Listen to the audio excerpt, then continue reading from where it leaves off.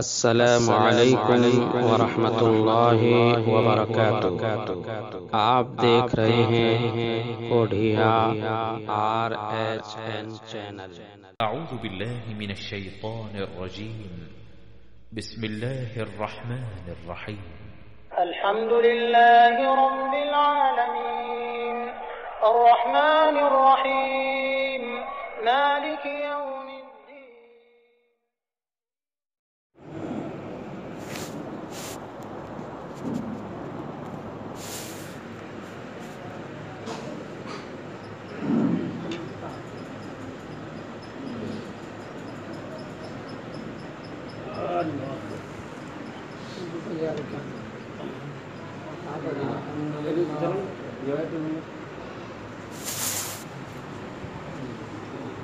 نحمده ونستعينه ونستغفره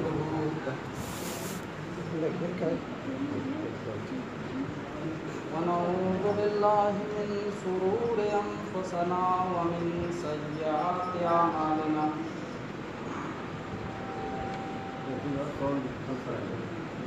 من يهده الله فلا مضل له ومن يضلل فلا هادي له،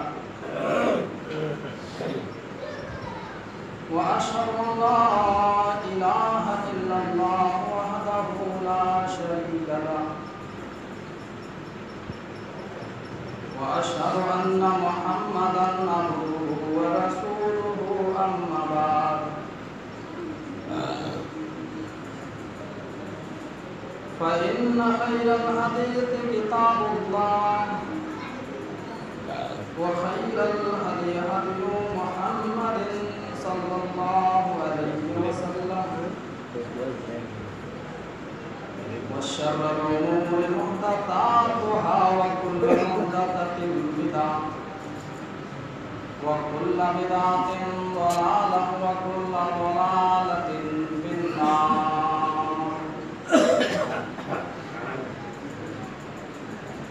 أعوذ بالله من الشيطان الرجيم، بسم الله الرحمن الرحيم۔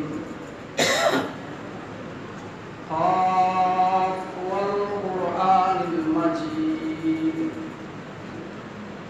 بل عجبوا أن جاءهم منذر منهم فقال الكافرون هذا شيء عجيب، أئذا متنا وكنا ترابا ذلك رجع بعيد، قد علمنا ما تنقص الأرض منهم وعندنا كتاب حفيظ، بل كذبوا بالحق لما جاءهم فهم في أمر مريج،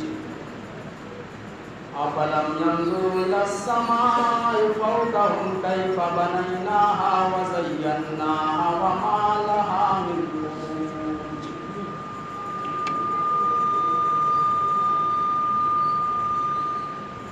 وقال تعالى أعوذ بالله من الشيطان الرجيم، بسم الله الرحمن الرحيم، لو أنزلنا هذا القرآن على جبل لرأيته خاشعا متصدعا من خشية الله، وتلك الأمثال نضربها للناس لعلهم يتفكرون۔ رب اشرح لي صدري ويسر لي أمري واحلل عقدة من لساني يفقهوا قولي، اللهم رب زدني علما، آمين۔ قابل احترام حاضرین جمعہ، ہر قسم کی تعریف و توصیف، بڑائی، بزرگی، کبریائی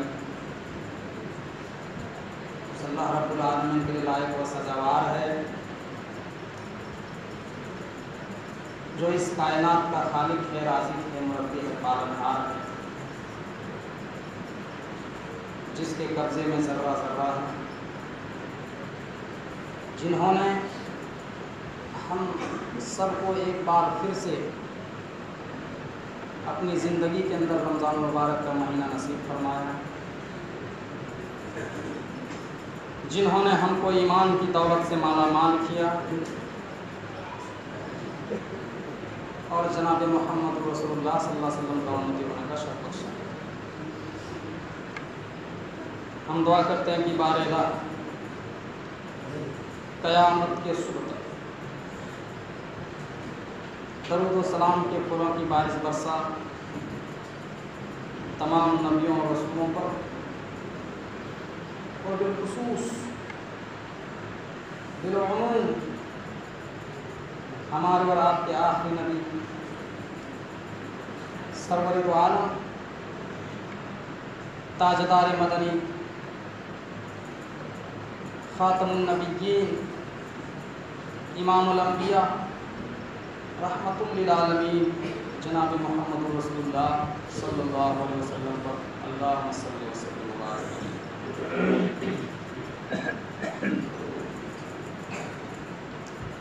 میرے بھائیوں، اس وقت پوری دنیا کا مسلمان دہشت اور خوف کے سائے میں زندگی گزار رہا ہے۔ آج کے اس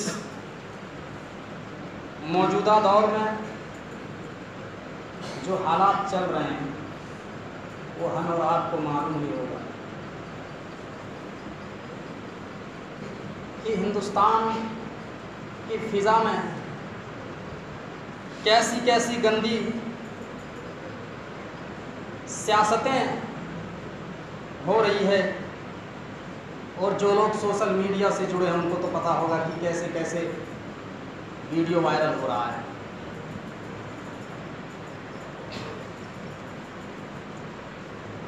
چاہے فلسطین کا مسلمان ہو، چاہے سیریا کا مسلمان ہو،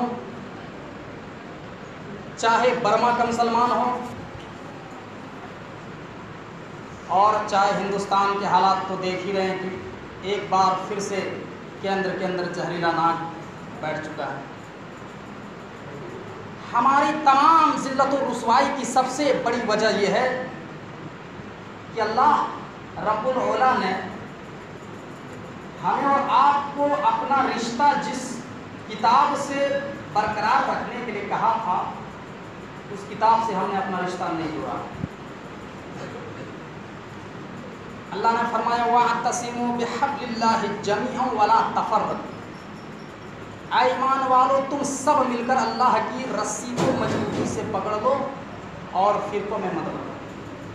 اور رسی سے مراد وہ رسی نہیں جس پر ہم لوگ کپڑا پھیلاتے ہیں، رسی سے مراد وہ رسی نہیں جس سے جانور باندھا جاتا ہے، بلکہ رسی سے مراد اللہ کی واحد کتاب قرآن مجید ہے اور جناب محمد رسول اللہ صلی اللہ علیہ وسلم کی سنت حدیث مبارکہ۔ یہ قرآن ہم اور آپ کو صرف رمضان المبارک کے مہینے میں یاد آتا ہے، اور غیر مہینے میں یہ قرآن ہماری الماریوں کی زینت بن کے رہ جاتی ہے، طاقوں میں سجا کر کے رکھتے ہیں، اور جیسے رمضان المبارک کا مہینہ آتا ہے ہم قرآن مجید کی تلاوت شروع کرتے ہیں۔ یا پھر قرآن ہمیں تب یاد آتا ہے جب ہمارے معاشرے کے اندر کوئی جھگڑا ہوتا ہے، چچا بھتیجا کا جھگڑا ہوتا ہے، معاشرے کے اندر کوئی جھگڑا ہوتا تو بہت جلدی کہتا بھائی چلو قرآن اٹھا کے تم کہہ دو یہ کام میں نے نہیں کیا، تو اٹھا لے میں اٹھا لیتا، تو سچا ہے کہ میں سچا ہوں۔ قرآن اس لیے نہیں آیا ہے، اور قرآن اس لیے بھی نہیں آیا ہے کہ ہمارے معاشرے کے اندر جب کوئی انتقال کرتا ہے تو اس کے نام پر 10 مولویوں کو 10 پڑھے لکھے حفاظ کرام کو بلا کر کے باقاعدہ اس کے نام پر قرآن کھانے کی جاتی ہے، جو قرآن و حدیث سے کوئی ثابت نہیں کر سکتا ہے، چاہے وہ کتنا ہی بڑے علامہ۔ قرآن اس دنیا میں کیوں نازل ہوا؟ قرآن کے اندر سوچو سمجھو کہ اللہ رب العالمین نے اس دنیا میں قرآن کو کیوں اتارا۔ یہ قرآن کوئی معمولی کتاب نہیں ہے،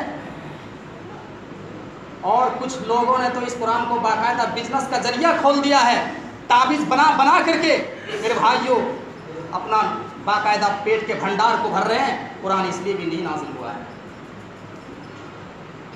कुरान का मकाम और कुरान की अहमियत और कुरान की फजीलत, अभी जो मैंने सूरह काफ के बाद जो आयत करीमा तिलावत की है, इस आयत करीमा से आप समझ सकते हैं कि कुरान का मकाम और कुरान का मरतबा क्या है और कुरान किस लिए नाज़िल हुआ है। इस कुरान करीम का मकाम, इस कुरान करीम की अहमियत, इस कुरान करीम की शान और शौकत का अंदाज़ा ज़रा हम इस आयत से लगाएं जो मैंने सूरह काफ के बाद तिलावत की है। लौ अंज़लना हाज़ल कुरआन अला जबलिन लरायतहु खाशिअम मुतसद्दिअम मिन खश्यतिल्लाह वतिलकल अमसालु नज़रिबुहा लिन्नास लअल्लहुम यतफक्करून। अगर हमने इस कुरान करीम को किसी ऊंचे पहाड़ के ऊपर नाज़िल किया होता, अगर हमने इस कुरान करीम को किसी ऊंचे पहाड़ के ऊपर उतारा होता, लराइता, तो आए मेरे नबी आपको देखते, क्या देखते? खाशियम मुतसद्दियम, कुरान के नुज़ूल की वजह से, कुरान के नाज़िल होने की वजह से पहाड़ भी झुका जा रहा होता, पहाड़ भी फटा जा रहा होता, पहाड़ भी दबा जा रहा होता, पहाड़ भी रेजा रेजा हो जाता मिन खशियतिल्लाह, अल्लाह के खौफ से, अल्लाह के डर की वजह से। वतिलकल अमसालु नज़रिबुहा लिन्नास लअल्लहुम यतफक्करून, और ये मिसालें हम लोगों के लिए इसलिए बयान करते हैं, ये मिसालें हम इंसानों के लिए, लोगों के लिए इसलिए बयान करते हैं कि पहाड़ कुरान की नुज़ूल से फट जाता। अगर कुरान पहाड़ के ऊपर नाज़िल किया होता तो पहाड़ भी अल्लाह के खौफ से रेजा रेजा हो जाता, पहाड़ भी चकनाचूर हो जाता। अल्लाह फरमाता है कि हम ये मिसालें इसलिए बयान करते हैं लअल्लहुम यतफक्करून, ताकि तुम इसमें गौर व फिक्र करो, सोचो समझो, तदबीर करो कि अल्लाह तबारक व तआला हमें क्या हुक्म दे रहा है, अल्लाह तबारक व तआला इस आयत करीमा के अंदर क्या कहना चाहता, हमसे क्या मुतालबा कर रहा है। मेरे भाइयों, आज हम कुरान पढ़ रहे हैं, कुरान की तिलावतें भी कर रहे हैं, रमज़ान के महीने में तरावी भी सुन रहे हैं, लेकिन हमारे अंदर ईमान में कोई ज़्यादती पैदा नहीं होती है, हमारे ईमान में कोई बढ़ोतरी पैदा नहीं होती है। मेरे भाइयों, इस कुरान को जिसने गौर से तदबीर किया, गौर से सोचा समझा इस कुरान करीम के ऊपर, मेरे भाइयों कुरान से अपना रिश्ता जोड़े बगैर नहीं रह सके। जो लोग इस्लाम के बहुत बड़े बड़े दुश्मन थे, मेरे भाइयों, जब वो कुरान से अपना रिश्ता जोड़ते हैं तो वो इस्लाम कबूल कर लेते हैं, वो कुरान करीम से अपना रिश्ता जोड़ लेते हैं। वो वाक़या हमारे दिमाग में आ रहा है, हज़रत उमर इब्न खत्ताब रज़ी अल्लाह तआला अन्हु को दुनिया का कौन नहीं जानता है कि कितना बड़ा जलाली आदमी था। मेरे भाइयों, उमर इब्न खत्ताब ने एक दिन देखा, जब इस्लाम नहीं लाए थे, उमर इब्न खत्ताब इस्लाम के बहुत बड़े दुश्मन थे, नबी अकरम के बहुत बड़े दुश्मन थे। उन्होंने एक दिन देखा कि इस्लाम का सैलाब दिन ब दिन बढ़ता ही जा रहा है, रुकने का नाम नहीं ले रहा है, इस्लाम की तादाद बढ़ती जा रही है, मुसलमानों की तादाद बढ़ती जा रही है। उमर फारूक ने एक दिन गुस्से में आकर के तलवार ली, मियान में तलवार ली और घर से निकल गए। रास्ते में नईम इब्न अब्दुल्ला से मुलाकात होती है, वो सवाल करते हैं, उमर आज तुम नंगी तलवार लेकर के कहाँ जा रहे हो?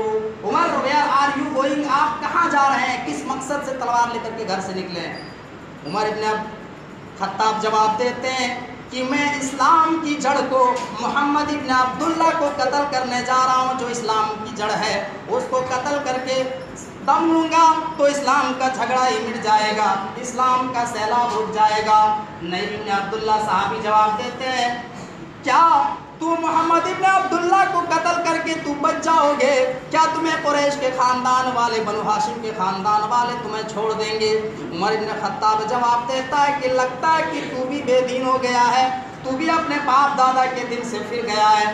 وہ صحابی جواب دیتے ہیں کیا میں تمہیں اس سے بھی تعجب والی بات نہ بتاؤں؟ کہا کیا ہے؟ کہا تمہارے بہنوئی سعید اور تمہاری بہن فاطمہ بھی اپنے باپ دادا کا دن چھوڑ چکی ہے، تمہارے باپ دادا کا دن چھوڑ کر کے محمد ابن عبداللہ کو محمد الرسول اللہ مان چکا ہے۔ عمر ابن خطاب وہیں سے ٹرن لیتا ہے اور ٹرن لینے کے بعد ڈائریکٹ وہ اپنے بہنوئی کے گھر میں جاتا ہے، دروازے کو دستک دی جاتی ہے، دروازہ کھولا جاتا ہے۔ اس کی بہن جو اس وقت سورہ طٰہٰ کی آیتیں پڑھ رہی تھی، حضرت خباب ان دونوں کو سورہ طٰہٰ کی آیتیں پڑھا رہے تھے۔ جب دروازے کو کھولا جاتا ہے، عمر کی آہٹ کو سن کر کے وہ دونوں قرآن کو پڑھنا بند کر دیتے ہیں۔ عمر پوچھتے ہیں بتاؤ تم کیا پڑھ رہے تھے، تم دونوں کیا پڑھ رہے تھے؟ کہا کچھ نہیں۔ کہا چھپانے کی ضرورت نہیں ہے، مجھے پتہ چل گیا ہے کہ تو نے محمد ابن عبداللہ کے دین کو قبول کر لیا ہے، محمد الرسول اللہ کو تو رسول مان چکا ہے، تو اپنے باپ دادا کے دین سے پھر چکا ہے۔ وہ کہتے ہیں کہ ہاں اگر حق تمہارے دین کے علاوہ اگر دوسرے دین میں ہے تو حق مذہب قبول کرنے میں کیا حرج ہے؟ یہ سن کر عمر فاروق کا غصہ، عمر ابن خطاب کا غصہ لال ہو جاتا ہے اور زار و کتار پہ تحاشا مارنا شروع کر دیتے ہیں۔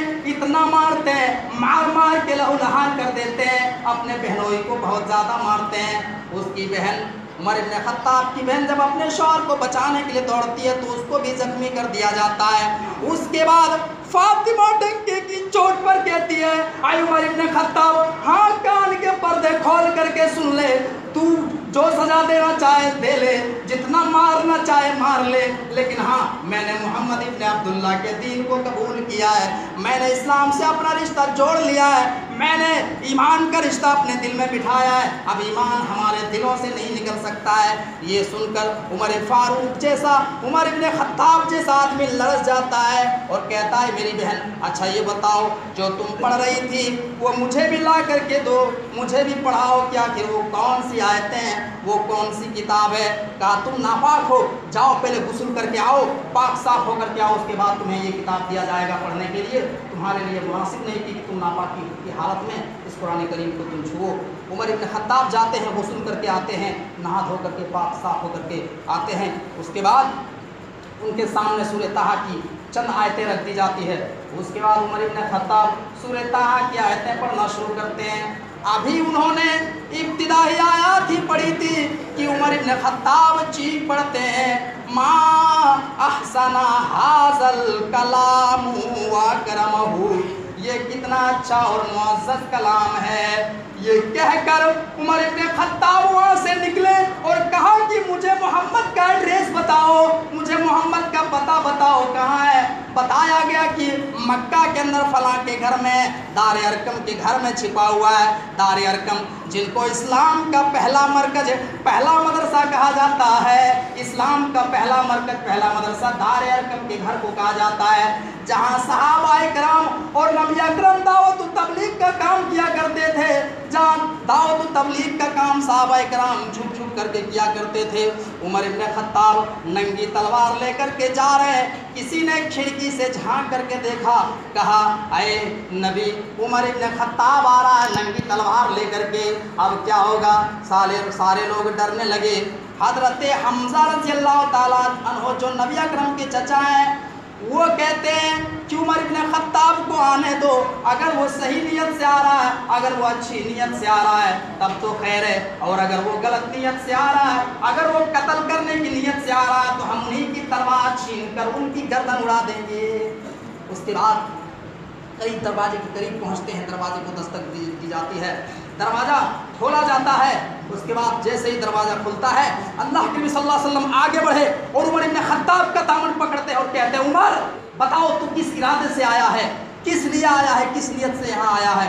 عمر ابن خطاب یہ سن کر کے لرز جاتا ہے۔ اللہ کے نبی صلی اللہ علیہ وسلم کی اس آواز میں اللہ نے اس ایسا رعب اور دبدبا پیدا کیا تھا کہ عمر ابن خطاب جیسا آدمی لرز جاتا ہے اور کہتا ہے اللہ کے نبی میں آپ کو نبی اور رسول ماننے کے لیے چلا آیا، میں آپ کو محمد ابن عبداللہ سے محمد رسول اللہ ماننے چلا آیا۔ اور عمر ابن خطاب وہیں پر بلند آواز سے کلمہ پڑھتے ہیں، اشہد ان لا الہ الا اللہ و اشہد ان محمد عبدہ و رسولہ۔ یہ کلمہ پڑھ کر عمر ابن خطاب اسلام لے آتے ہیں۔ اسی دن سے اسلام کی جڑ بہت زیادہ مضبوط ہو جاتی ہے۔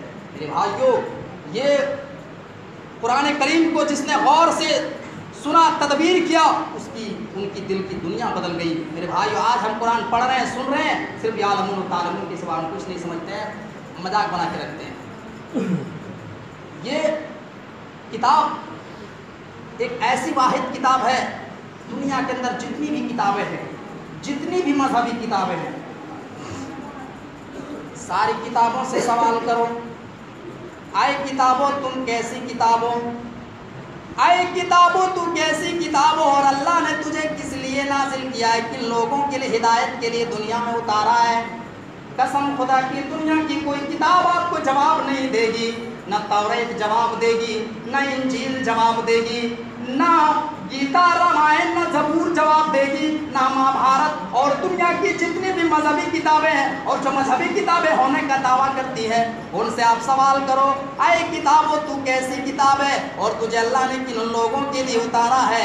میرے بھائیوں، دنیا کی ساری کتابیں آپ کو خاموش نظر آئیں گی، لیکن یہی سوال آپ قرآن سے کریں، اے قرآن تو کیسی کتاب ہے اور تجھے دنیا میں اللہ نے کس لیے اتارا ہے۔ قرآن ڈنکے کی چوٹ پر اعلان کرتے ہوئے جواب دے گا، ذالک الکتاب لا ریب فیہ، یہ کتاب ایک ایسی کتاب ہے جس کے اندر رائی کے دانے کے برابر شک کرنے کی گنجائش نہیں ہے۔ ھدی للمتقین، یہ قرآن متقیوں کے لیے ہدایت ہے، پرہیزگاروں کے لیے، نمازیوں کے لیے، حاجیوں کے لیے ہدایت ہے۔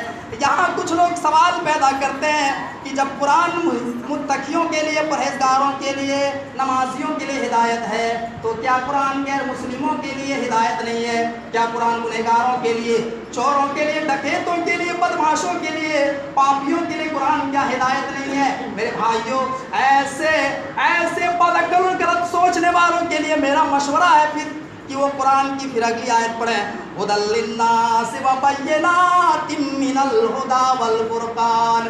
یہ قرآن سمپورن جگت کے مانو گڑھ کے لوگوں کے لیے قرآن ہدایت بن کر کے آیا ہے۔ یہ قرآن امریکہ والوں کے لیے ہدایت، انگلینڈ والوں کے لیے ہدایت، جرمن والوں کے لیے ہدایت، سوڈانیوں کے لیے ہدایت، بھوٹانیوں کے لیے ہدایت، بنگلہ دیشیوں کے لیے ہدایت۔ یہ قرآن دنیا کے چپے چپے میں رہنے والے لوگوں کے لیے ہدایت ہے۔ میرے بھائیو، قرآن نے کہیں بھی قید نہیں لگائی ہے، قرآن نے یہ نہیں کہا کہ یہ ھدی للمسلمین صرف مسلمانوں کے لیے قرآن آیا ہے، قرآن میں ھدی للمکہ نہیں کہا کہ صرف مکہ والوں کے لیے، قرآن میں ھدی للسعودیہ نہیں کہا کہ صرف سعودیہ والوں کے لیے، نہیں، ھدی للناس وبینات من الہدی والفرقان۔ یہ قرآن قیامت تک کے پیدا ہونے والے لوگوں کے لیے ہدایت ہے۔ اور اتنا ہی نہیں، والفرقان، اس کتاب کے اندر حق اور باطل کو پرکھنے کے لیے واضح نشانیاں بھی موجود ہیں۔ یہ ایک ایسی کتاب ہے جو دودھ اور پانی کا پانی الگ کرتا ہے، چھانٹتا ہے۔ یہ قرآن ساری دنیا کی انسانیت کے لیے ہدایت ہے۔ میرے بھائی اور دوستو، یہ قرآن ساری دنیا کی انسانیت کے لیے صحیح راستہ دکھاتا ہے۔ مسند احمد ابن حنبل کے اندر ایک واقعہ نقل کیا ہے کہ اللہ کے نبی صلی اللہ علیہ وسلم کے نبی بننے سے پہلے ایک آدمی نے اپنے باپ کا قتل کیا، اپنی ماں کا قتل کیا، اپنے بھائی کو قتل کیا، سب کو مار ڈالا اور بھاگ گیا جنگل میں۔ 27 سال تک جنگل میں رہا، 27 سال تک۔ اس کے عالموں نے فتویٰ دے دیا کہ تم بہت بڑے پاپی آدمی ہو، تم نے سب گھر والوں کو مار ڈالا، قتل کر دیا، تم کبھی سورگ میں جا نہیں سکتے۔ وہ آدمی جنگل میں چلا گیا اور 27 سال تک کنٹینیو جنگل میں رہا، 27 سال تک۔ 27 سال کے اندر وہ انسان، اس انسان کا چہرہ اتنا بھیانک ہو چکا ہے کہ بال کافی بڑے بڑے ہو چکے ہیں، ناخن کافی بڑے بڑے ہو چکے ہیں۔ وہ جنگل میں جب اس کو بھی بھوک لگتی، وہاں تو کوئی کھانے پینے کا انتظام نہیں، یہاں تک کہ اس کو بھوک لگتی کسی جانور کو پکڑتا، اس پھاڑ چیڑ ڈالتا، اس کا گوشت کچا چبا جاتا، خون پی جاتا، اور اسی طریقے سے 27 سال تک وہ جنگل میں رہا۔ 27 साल के बाद वो एक दिन झाड़ी से निकलता है, जंगल से निकलता है और चलना शुरू कर देता है। 3 दिन 3 रात वो आदमी मुसलसल कंटिन्यू लगातार चलता है, यहाँ तक कि रास्ते में भूख लगती, किसी जानवर को पकड़ता, उसका गोश्त कच्चा चबा जाता, खून पी जाता और फिर चलने लगता। रात में जंगल से शेरों की आवाज़ें आ रही हैं, धाड़ने की आवाज़ें आ रही हैं, तेंदुओं की आवाज़ें आ रही हैं, लेकिन इनके पैरों में ब्रेक नहीं लग रहे, क्योंकि ये इतना खुद जहरीला इंसान बन चुका है, इतना खतरनाक इंसान बन चुका है, इनको कोई डराने वाला नहीं मेरे भाइयों, क्योंकि इनके नाखून काफ़ी बड़े बड़े हो चुके हैं, ये खुद मानुष की तरह बन गया है। यहाँ तक कि भूख लगती, किसी जानवर को पकड़ता, उसको फाड़ डालता, उसका गोश्त कच्चा चबा जाता, खून पी जाता और फिर चलने लगता। 3 दिन 3 रात वो आदमी मुसलसल चलता रहा। मेरे भाई जो गौर करो, 3 दिन 3 रात जब वो आदमी चलता रहा, लेकिन कोई भी खतरनाक जानवर, कोई भी उसको रोक नहीं सका, कोई भी रोक नहीं सका। 3 दिन के बाद चौथा दिन सुबह झाड़ी से निकलता है, पीछे मुड़ के देखता है कि जंगल पीछे छूट गया है। चौथा दिन है, सुबह का सुहाना वक्त है, फजर के बाद पेड़ों पे चिड़ियाँ बैठ कर चहचहा रही है, और वो आदमी एक झोंपड़ी को देखता है। उस झोंपड़ी से एक आवाज़ आ रही थी, उस आवाज़ को सुनकर वो आदमी रुक जाता है, उनके पैरों में ब्रेक लग जाते हैं। गौर करो, 3 दिन 3 रात वो आदमी मुसलसल चलता रहा, लेकिन उनके पैरों में ब्रेक नहीं लगे।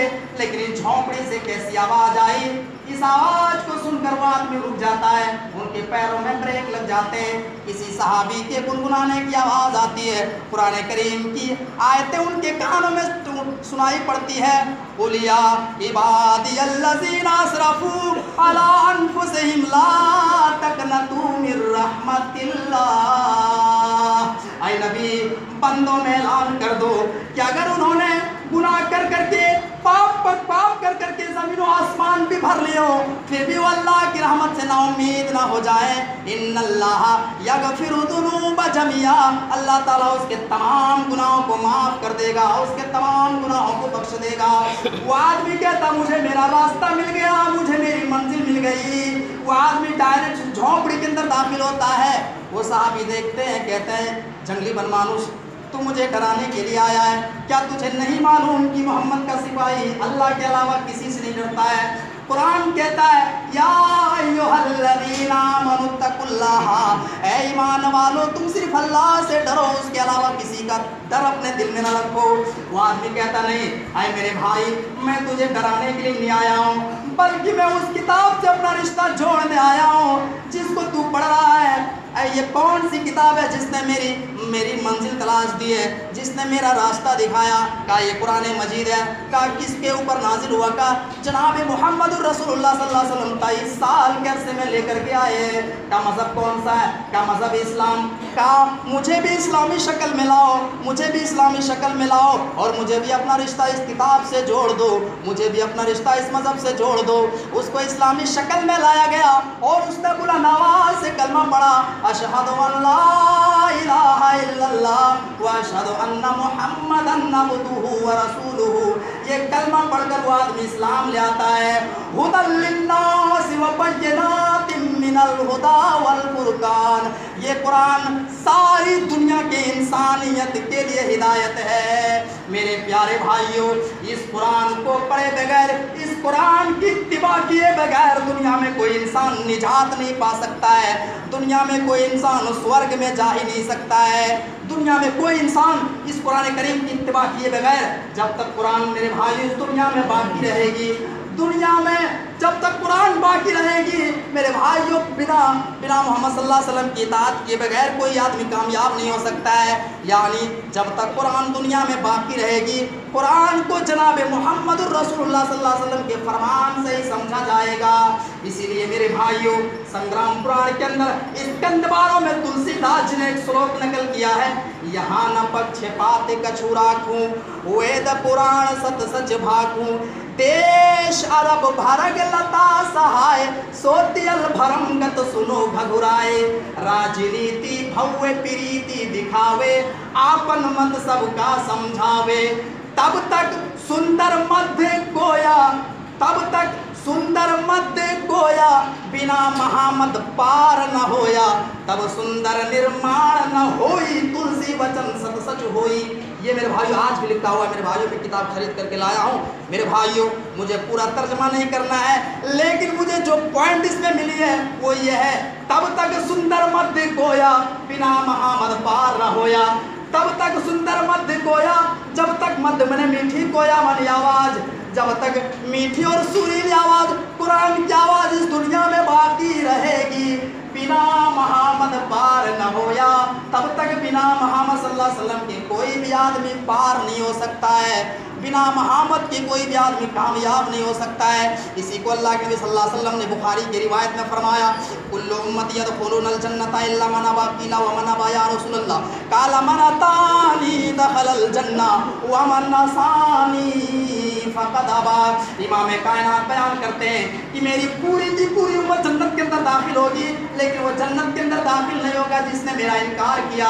सहाबा ने सवाल किया, क़ीला व मन अबा या रसूलल्लाह, अल्लाह के नबी इनकार करने वाला कौन? ऐसा बदनसीब इंसान कौन है जो इनकार करेगा? आपने फरमाया मन अतानी दखलल जन्ना, जिसने मेरी इताअत की वो जन्नत में जाएगा, व मन असानी फ़क़द अबा, और जिसने मेरी नाफरमानी की उसका ठिकाना जहन्नम में है। जिसने मेरा इनकार किया वो कभी भी स्वर्ग में नहीं जा पाएगा।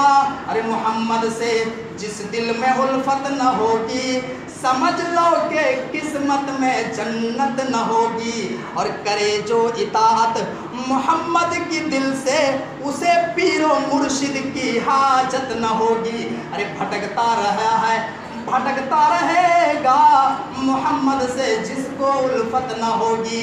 मेरे प्यारे भाइयों, आज किसी को कुरान की आयतें पढ़ के सुनाई जाए, हदीसें पढ़ के सुनाई जाए तो कहता है मौलाना साहब ये तो आयत हमारी समझ में नहीं आ रही है, हमारे यहाँ तो कुछ और होता है, यह आयत तो हमारी समझ में नहीं आती है, हमारे यहाँ तो कुछ और तरीका है। वो बाप दादा का हवाला देने लगते हैं। मेरे भाइयों, कुरान क्या कहता है? या अय्युहल्लज़ीना आमनू अतीउल्लाह व अतीउर रसूल व उलिल अम्रि मिनकुम फ़इन तनाज़अतुम फ़ी शैइन फरुद्दूहु इलल्लाहि व रसूल। अल्लाह फरमाता है, ऐ ईमान वालो, तुम अल्लाह की इताअत करो और उसके रसूल की इताअत करो, व उलिल अम्रि मिनकुम, और अपने अमीर की भी इताअत करो, अपने जिम्मेदार की इताअत करो, अपने इमामों और उलमा की इताअत करो। मेरे भाइयों, लेकिन फिर अल्लाह तबारक व तआला आगे ऐलान करता है, फ़इन तनाज़अतुम फ़ी शैइन फरुद्दूहु इलल्लाहि व रसूल, कि अगर तुम्हारे दरमियान कोई इख्तिलाफ हो जाए दीन के मामले में, कोई झगड़ा हो जाए दीन के मामले में, किसी भी मामले में दीन के अंदर अगर इख्तिलाफ हो जाए तो उस झगड़े को तुम कहाँ ले जाओगे? इलल्लाहि व रसूल, उस झगड़े को तुम अल्लाह की तरफ ले जाना, कुरान करीम से हल करना, व रसूल, और अल्लाह के रसूल जनाब मोहम्मद रसूलुल्लाह सल्लल्लाहु अलैहि वसल्लम के फरमान से उसको हल करना। ये बताया गया है कि दीन के अंदर कोई तफरका पैदा हो जाए, कोई झगड़ा हो जाए तो उसको तुम जनाब मोहम्मद रसूलुल्लाह और अल्लाह की तरफ ले जाओ। मेरे भाइयों, ये है बिना मोहम्मद सल्लल्लाहु अलैहि वसल्लम के कोई भी आदमी कामयाब नहीं हो सकता है, अल्लाह और उसके रसूल के बिना कोई भी आदमी कामयाब नहीं हो सकता। भाइयों, ये कुरान करीम की फजीलत है। ये कुरान अल्लाह तबारक व तआला ने हज़रत जिब्राईल अलैहिस्सलाम के ज़रिए दुनिया में उतारा। हज़रत जिब्राईल को अल्लाह ने कुरान के उतारने की वजह से तमाम फरिश्तों के सरदार बना दिया। ये कुरान अल्लाह के नबी सल्लल्लाहु अलैहि वसल्लम पर नाजिल किया तो अल्लाह के नबी सल्लल्लाहु अलैहि वसल्लम को पूरे अंबिया का सरदार बना दिया गया, सैयदुल अंबिया। ये कुरान जिस उम्मत पर नाजिल हुआ वो उम्मत कुंतुम खैरा उम्मतिन उखरिजत लिन्नास, ये उम्मत सारी दुनिया में सबसे बेहतरीन उम्मत बन गई। मेरे भाइयों, और ये कुरान जिसने पढ़ा इमाम कायनात बयान करते हैं, खैरुकुम मन तअल्लमल कुरान व अल्लमहु। सुनो मेरे भाइयों, दुनिया में सबसे बेहतर मुसलमान कौन है? दुनिया में सबसे बेहतर मुसलमान और सबसे कामयाब इंसान उसको नहीं कहा है जिसके पास बहुत ज़्यादा दौलत हो, जिसके पास बहुत ज़्यादा गाड़ियाँ हो, जिसके पास बहुत ज़्यादा संपत्तियाँ हो, जो बहुत ज़्यादा चालाक हो, जो एटीएम से बहुत पैसा चोरी करके रेलगाड़ी के लंबा घर बना दे, उसको अल्लाह रब्बुल आलमीन, अल्लाह के नबी ने अच्छे इंसान में शुमार नहीं किया है, बेहतर मुसलमान में शुमार नहीं किया है, बल्कि इमाम कायनात ने फरमाया खैरुकुम मन तअल्लम वल-कुरान वअल्लमहु। दुनिया में सबसे बेहतरीन मुसलमान वो है जो कुरान पढ़ता है और पढ़ाता है, जो कुरान सीखता है और दूसरों को सिखाता है। ये अल्लाह के नज़दीक सबसे बेहतरीन मुसलमान है। मेरे भाई, इस कुरान ने कितना बुलंद कर दिया इंसान का मर्तबा। एक वाक़या बयान करता हूँ मेरे भाइयों, वक्त अगर ज़्यादा हो रहा है तो मैं 5 मिनट ये वाक़या बयान करके ख़त्म कर दूँगा।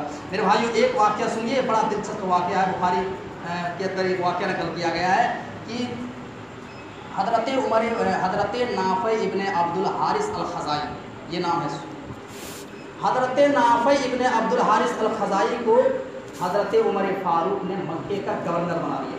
मक्के का गवर्नर, ये गवर्नर की डिग्री निभाते रहे। इसको एक दिन जाना हुआ मक्का से बाहर, मकाम अस्फ़ान।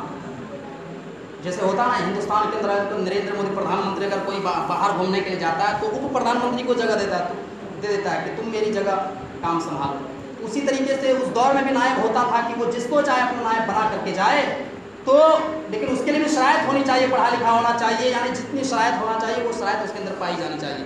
तो उमर फ़ारूक ने इसको मक्के का गवर्नर बना दिया। ये मक्के की गवर्नर निभाते रहे। एक दिन इसको जाना हुआ मकाम अस्फ़ान में, ये मकाम अस्फ़ान में पहुंचा। उमर फ़ारूक ने इनको देखा, वो पहले से पहुंचे हुए थे क्योंकि वो चीफ मिनिस्टर थे, पूरे एरिया को देखते थे। उमर फ़ारूक ने इनको देखा, उनको बुलाया, नाफ़े इब्न अब्दुल हारिस का, इधर आओ। वो आया, कहा मक्के का गवर्नर तुम? कहा मक्के का गवर्नर तुम, और तुम यहाँ हो, वहाँ किसको छोड़ के आए हो ये काम? नायब किसको बनाया, सदर किसको बनाया, किसको छोड़ करके तुम यहाँ आए हो? नाफ़े इब्न अब्दुल हारिस अल-ख़ज़ाई जवाब देते हैं, आए अमीरुल मोमिनीन, मैंने अपने आज़ाद करता गुलाम को मक्के का गवर्नर बना दिया। मैंने जिस गुलाम को आज़ाद किया था उसी को मैंने मक्के का गवर्नर मुकर्रर कर दिया। उमर फ़ारूक इतना सुनते हैं, खड़े हो जाते हैं और डांटना शुरू कर देते हैं कि आए नाफ़े, तुमने इब्न हब्सी को मक्के का गवर्नर क्यों बनाया? तुमने अपने गुलाम को मक्के का गवर्नर क्यों बनाया? कल तक वो तुम्हारा काम करता था, तुम्हारी नौकरी करता था, तुम्हारा काम करता था। वो मक्के का काम कैसे संभालेगा? वो मक्के का भारोभार कैसे संभालेगा? तुमने उसको नायब क्यों बना दिया? तुमने उसको गवर्नर क्यों बना दिया? नाफ़े इब्न अब्दुल हारिस हाथ के इशारे से कहते हैं, बस कीजिए, आगे अगर एक लफ्ज़ भी ज़्यादा कुछ कहा तो मैं अभी गवर्नरी की डिग्री वापस कर दूंगा। मुझे नहीं चाहिए ऐसी गवर्नरी। आया अमीरुल मोमिनीन, आप उस आदमी को मामूली इंसान कह रहे हैं, आपको नहीं मालूम कि मैंने इब्न हब्सी को अपने आज़ाद करता गुलाम को मक्के का गवर्नर क्यों बनाया? उमर फ़ारूक कहते हैं, वजह बताओ, रीजन बताओ क्यों बनाया, वरना गवर्नरी की डिग्री वापस करो। पहले रीजन बताओ, वजह बताओ क्यों बनाया, वरना गवर्नरी की डिग्री वापस करो। नाफ़े इब्न अब्दुल हारिस गवर्नरी की डिग्री हाथ में लेकर के उमर फ़ारूक के हाथ में देते हुए फरमाते, आए अमीरुल मोमिनीन, मैंने अपने गुलाम को, मैंने इब्न हब्सी को मक्के का गवर्नर इसलिए बनाया, इन्नहु कारिउल किताबिल्लाहि अज़्ज़ा व जल्ला व इन्नहु आलिमुम बिल फराइज़। आए अमीरुल मोमिनीन, मैंने इब्न हब्सी को मक्के का गवर्नर इसलिए बनाया क्योंकि पूरे मक्का में उससे ज़्यादा खुशहाल कोई कुरान पढ़ता ही नहीं है। इन्नहु कारिउल किताबिल्लाह, वो अल्लाह की किताब कुरान का बेहतरीन कारी है, उससे ज़्यादा बेहतरीन कुरान पूरे मक्का में कोई पढ़ता ही नहीं है। वो आलिमुम बिल फराइद, और उसके अंदर वरासत के अहकाम का इल्म है, यानी वो ज़मीन और जायदाद के बंटवारे का इल्म भी रखता है। इसको क्या कहते हैं हम लोग? अमीन कहते हैं। ज़मीन और जायदाद के बंटवारे का इल्म, यानी दादा को कितना, दादी को कितना, चचा को कितना, भतीजा को कितना, चची को कितना, ये सारे हुकूक फ़राइज़ जिसको कहा जाता है, ये सारी चीज़ों का इल्म इनके अंदर है। इसलिए मैंने इसको मक्के का गवर्नर बनाया। उमर फ़ारूक मक्के का गवर्नरी की डिग्री फिर नाफ़े इब्न अब्दुल हारिस अल-ख़ज़ाई के हाथ में देते हुए फरमाते हैं, क़ाल उमर अन्ना नबिय्यकुम क़द क़ाल इन्नल्लाह यरफ़उ बिहाज़ल किताब अक़वामन व यज़उ बिही आख़रीन। उमर फ़ारूक जवाब देते हैं कि नहीं, तुम्हारे नबी फरमा चुके हैं, मैंने नबी अकरम सल्लल्लाहु अलैहि वसल्लम की ज़ुबान से सुना है। अल्लाह के नबी ने फरमाया इन्नल्लाह यरफ़उ बिहाज़ल किताबि अक़वाम व यज़उ बिही आख़रीन। इसी किताब की वजह से बहुत सारी कौमें उरूज पाती हैं और इसी कुरान को छोड़ देने से किसी कौम को जलील कर देता है। और तुमने इब्न अब्दी को जो मक्के का गवर्नर बनाया तो इसी कुरान की वजह से बनाया, लिहाजा मैं तुमसे गवर्नरी की डिग्री वापस नहीं ले सकता। मेरे भाइयों, इस कुरान ने एक मामूली और गुलाम आदमी को मक्के का गवर्नर बना दिया। मेरे भाइयों, ये मेरा दावा है कि जो कुरान से अपना रिश्ता जोड़ेगा, जो कुरान पर है, कुरान के अहकामात पर अमल करेगा, अल्लाह की कसम अल्लाह उसको इज्जत दे के रहेगा। आज मुसलमान पूरी दुनिया में जलील है, रुस्वा है, मारा जा रहा है, काटा जा रहा है, हर जगह परेशान किया जा रहा है। इसका मतलब ये है कि हमने कुरान करीम को मजबूती से पकड़ा नहीं है। मेरे भाइयों, अल्लाह के नबी जनाब मुहम्मदुर रसूलुल्लाह अपने इंतकाल से पहले और हज्जतुल विदा के मौके पर आपने इरशाद फरमाया था, तरक्तु फीकुम अमरैन लन तज़िल्लु मा तमस्सक्तुम बिहिमा किताबुल्लाहि व सुन्नती। आए लोगों, यहाँ पर जितने लोग जमा हैं 1,24,000 या 1,44,000 के मजमे में आपने फरमाया, आए लोगों, मैं तुम्हारे दरमियान दो चीज़ें छोड़ के जा रहा हूँ। वो दो चीज़ें क्या है? किताबुल्लाह, एक अल्लाह की किताब कुरान, व सुन्नती, और दूसरा जनाब मुहम्मदुर रसूलुल्लाह ने मेरी सुन्नत। इन दोनों चीज़ों को तुम मजबूती से पकड़े रहना। कायनात की कोई ताकत तुम्हें गुमराह नहीं कर सकती है। मेरे भाइयों, चाहे हिंदुस्तान का रहने वाला हो, चाहे पाकिस्तान का रहने वाला हो, चाहे बांग्लादेश का रहने वाला हो, कहीं का भी रहने वाला हो, अगर कुरान और हदीस पर जो मुसलमान अमल करता है, दुनिया की कोई ताकत उसे गुमराह नहीं कर सकती है। मेरे भाइयों, वक्त इजाज़त नहीं देता है, बातें बहुत थी, तो कहने का मतलब ये है कि हमें और आपको कुरान करीम पर अमल करने की ज़रूरत है। हम दुआ करते हैं कि इलाहुल आलमीन हमको जब तक इस दुनिया में ज़िंदा रख, कुरान के अहकामात पर अमल करते हुए ज़िंदा रख। इलाहुल आलमीन, हमने रमज़ान मुबारक के महीने में जो कुरान की तिलावतें की हैं, जो तरावी की नमाज़ें पढ़ी है, जो हमने रोज़े रखे हैं, इलाहुल आलमीन तमाम इबादतों को तो अपने बारगाह इलाही में कबूल फरमा ले। इलाहुल आलमीन, जो रमज़ान से पहले जो इस दुनिया से चले गए, इलाहुल आलमीन उनकी कब्रों को नूर से भर दे। इलाहुल आलमीन उनको आज़ाब कब्र से महफूज फरमा। इलाहुल आलमीन हमको जब तक इस दुनिया में ज़िंदा रख, ईमान की हालत में ज़िंदा रख, और जब हमारे खात्मा को ईमान की हालत में खात्मा फरमाना। इलाहुल आलमीन जो परेशान उनकी परेशानी को दूर फरमा, जो बीमार हो उनकी बीमारी को दूर फरमा, जो हॉस्पिटल में भर्ती है उनकी दवा में तंदुरुस्ती फूट के भर दे। मेरे भाइयों, जैसा कि आप लोगों को मालूम है, यहाँ मैं हर साल आता हूँ, बराबर आता हूँ, जब छुट्टी होती है तब मैं आता हूँ। और जैसा कि आप लोग जानते हैं मेरे माली हालात के बारे में, यहाँ बराबर आता हूँ। आप लोग